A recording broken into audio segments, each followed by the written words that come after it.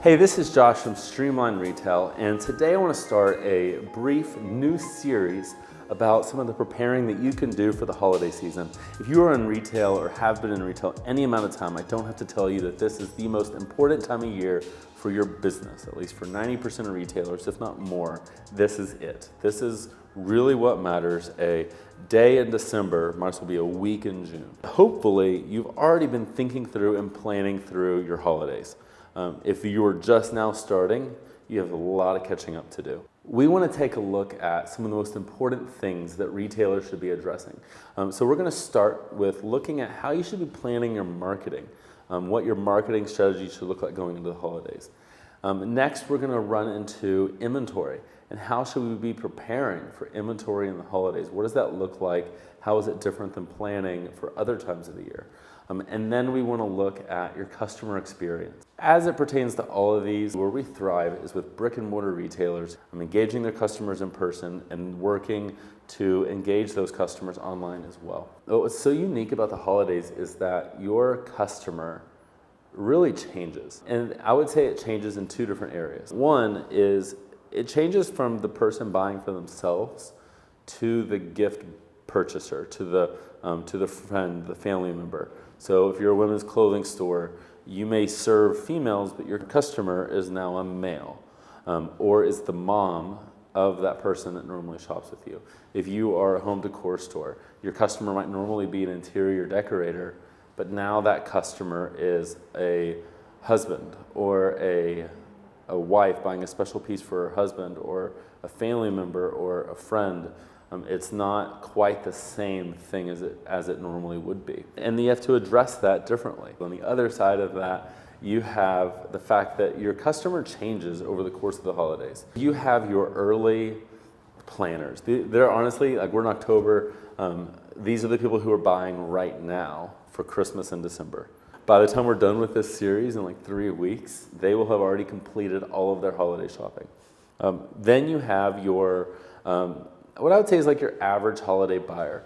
They probably really get into the mentality around Cyber Monday, Black Friday, Small Business Saturday. Once Thanksgiving happens, they really kick it in gear. These are the people that make the malls so busy this time of year, and that's normal. That's me, my family, most of my friends are in that category. And then you have your last minute shopper. That's the person that is wanting one-day delivery on December 22nd, or wants your store to be stocked on December 23rd. It doesn't understand why you don't have the best stuff. And the unique thing about marketing during the holidays is that you have to consider all of these variables as you choose your plans. A few things that I think that you should work through is, one, how are you going to engage your customers differently? I do think that you should retarget previous customers, encourage them to buy gifts for their friends and their family, but also really think through, as you create your targeted audiences in Facebook, for example, think through, who is your customer married to?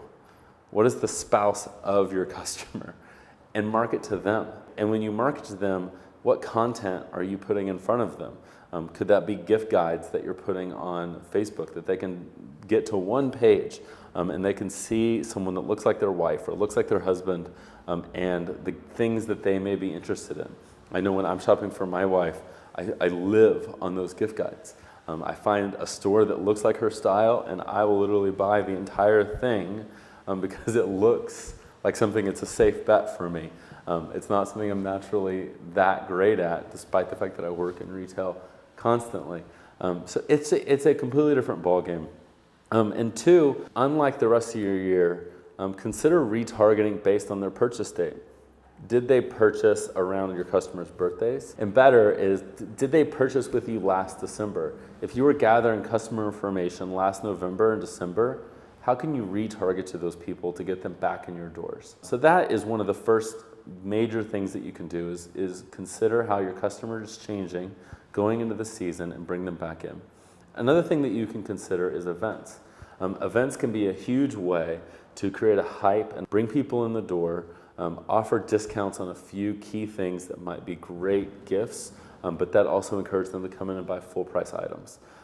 This can be a relatively affordable event. You already have the event space, which is phenomenal, so now you just need some booze.